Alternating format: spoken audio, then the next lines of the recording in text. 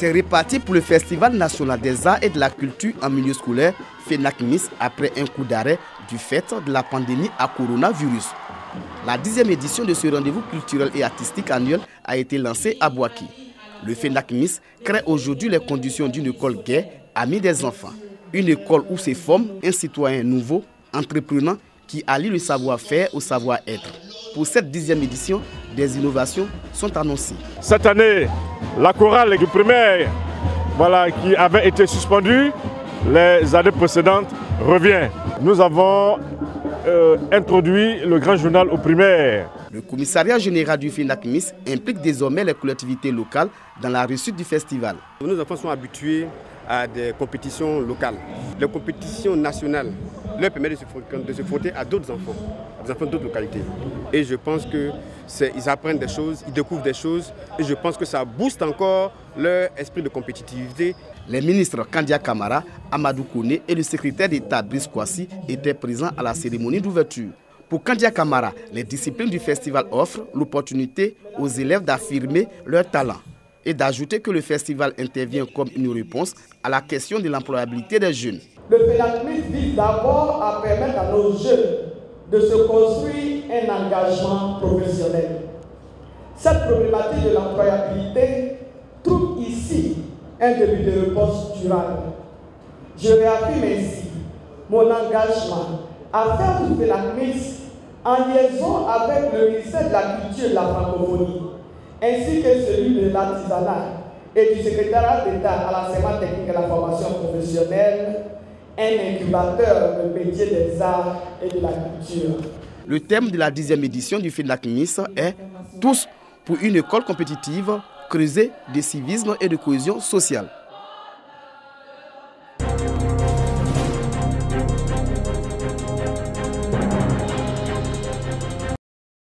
Le maire Assalé Timoko équipe les écoles primaires publiques de Tiassalé. Ce sont 24 directeurs d'établissements qui reçoivent du matériel de bureau, des ordinateurs portables et des imprimantes. Des équipements qui vont faciliter le suivi administratif et pédagogique des élèves de la commune, chef-lieu de sous-préfecture. Ce jour, nous avons reçu des ordinateurs pour faciliter les évaluations au niveau des écoles. Et cela soulage également les parents d'élèves qui ne payeront plus des frais annexes en ce qui concerne les compositions au niveau de la commune de Tiassalé. Le premier magistrat de la ville de Tiassalé, Assalé Timoko, s'est engagé au vu des compétences que lui confère la loi à rendre l'école plus performante et à améliorer les rapports parents-d'élèves et comités de gestion d'établissements dans sa localité. À Tiassalé, nous avons pris notre responsabilité. Nous avons fait en sorte que l'école primaire à Tiassalé soit intégralement gratuite. La mairie joue son rôle, la mairie récupère la compétence qu'on lui a transférée et fait en sorte que les enseignants, les acteurs de l'école, sur tout le territoire de la commune, soient dans les meilleures conditions de travail et que les parents à qui on a dit que l'école est obligatoire ne soient pas empêchés par les charges liées aux cotisations COJES, aux frais annexes qui sont lourdes. La commune de Tiassalé veut être un modèle de développement pour le système éducatif ivoirien.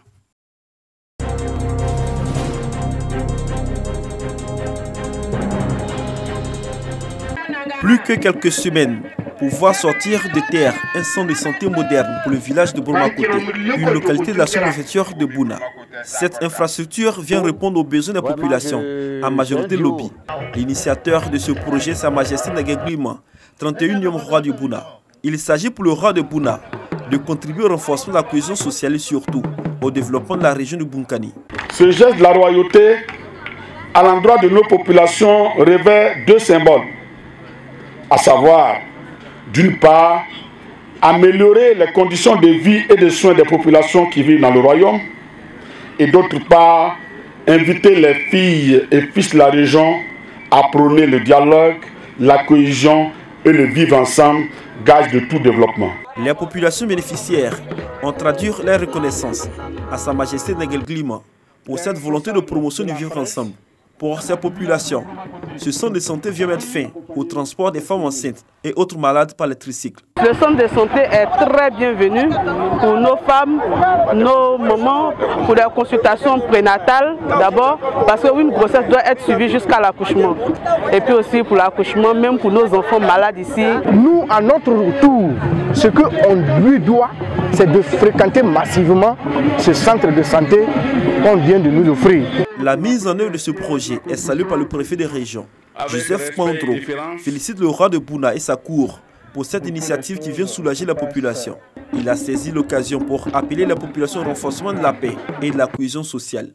Et je voulais vous demander de continuer sur cette lancée, car rien ne peut être réalisé s'il n'y a pas la cohésion sociale, s'il n'y a pas l'entente, s'il n'y a pas l'ordre public.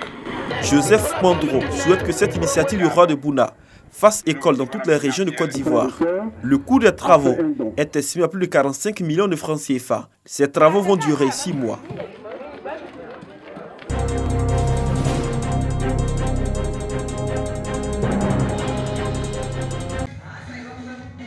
Ambiance festive et conviviale à la célébration de la 28e journée mondiale de la santé mentale à Bouaké. Journée consacrée à l'éducation et à la sensibilisation du public sur les conséquences des troubles psychiques dans la vie de nombreuses personnes. Cette année, la fête commémorative se déroule dans un contexte particulier, celui de la maladie à coronavirus. Santé mentale, Covid-19 et engagement communautaire. Tel est le thème sur lequel les réflexions ont porté. Il s'agit de sensibiliser l'ensemble des acteurs et partenaires sur leur contribution à l'amélioration de la santé mentale des populations. Il fallait avec cette pandémie-là fournir des réponses aux populations et toute une réflexion élaborée a été faite avec la Direction générale de la santé qui a permis au décours de cette pandémie-là d'assister les personnes qui étaient souffrant de la maladie, d'assister les familles et aussi de renforcer les capacités du personnel soignant et aussi de les aider à gérer la situation qui était stressante. Lorsqu'on a un proche qui souffre d'un problème de santé mentale, il ne faut pas l'abandonner. Le geste à faire, c'est d'appeler à l'hôpital psychiatrique, c'est de se rapprocher des centres de santé pour qu'il ait accès aux soins de base. Les autorités politiques, administratives, sanitaires et partenaires ont exprimé leur engagement à appuyer les efforts du gouvernement en vue d'améliorer la situation socio-sanitaire des malades. Accompagner le programme à travers l'hôpital psychiatrique, aider l'hôpital psychiatrique financièrement et techniquement. On a moins de 1% du budget de la santé qui est alloué à la santé mentale. MSF, aujourd'hui, en tant que partenaire du ministère de la Santé, se tient prêt à accompagner les efforts du gouvernement en mettant en œuvre des programmes de santé mentale dans le pays pour pouvoir venir en aide à cette population très vulnérable. Cette cérémonie a été également marquée par un don de kits d'hygiène et de protection individuelle au camp de prière au nombre de 10 qui s'occupent des malades mentaux. Dans le monde, près d'1 milliard de personnes souffrent de troubles mentaux et une personne se suicide toutes les 40 secondes.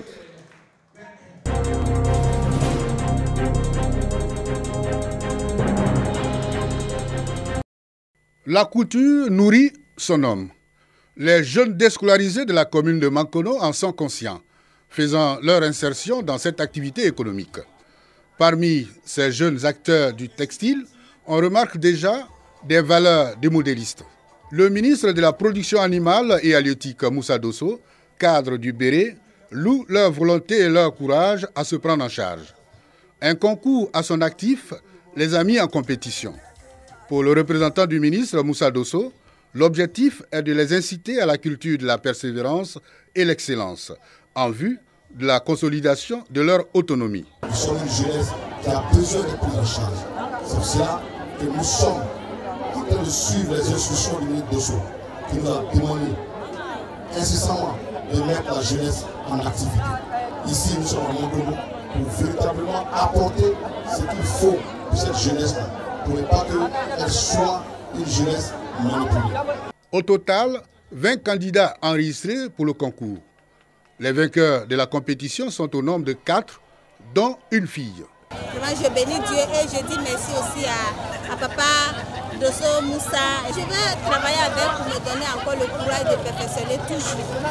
À partir du moment où les couturiers sont en Mankono et que des gens sortent pour aller coudre leur habit ailleurs, ça veut dire qu'il n'y a pas de confiance en tant que tel.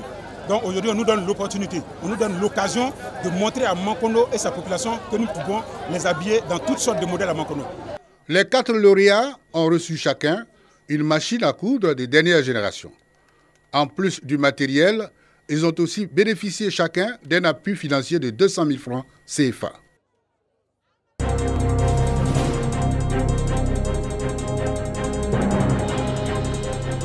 Des kits de travail et des parchemins remis à 800 de jeunes de la ville de Bondoukou pour les aider à initier des activités génératrices de revenus au thème de leur formation qui a duré 3 mois. Ces kits comprennent des casques, des cuisinières, des machines à coudre ainsi que du matériel de carrelage et d'électricité. Leur acquisition a été cofinancée par l'ambassade de Suisse en Côte d'Ivoire et l'ONG Aide et Action Internationale et vise à aider ces jeunes à être autonomes. L'objectif était de permettre à ces différents jeunes-là d'être opérationnels après la formation, à la fin de la formation. Et je crois que nous avons pu atteindre cet objectif. Ce projet d'un financement de 29 millions de francs CFA a fait appel à plusieurs institutions étatiques qui ont contribué à la formation des apprenants. L'objectif étant de mettre un accent particulier sur la formation durable des jeunes. Je voudrais au nom donc de tous les bénéficiaires remercier toute l'assistance et promettre de faire bon usage de ces matériels. En février dernier, près d'une centaine de jeunes avaient également reçu des kits de travail à l'issue d'une formation de 6 mois dans le cadre de la phase 1 de ce projet.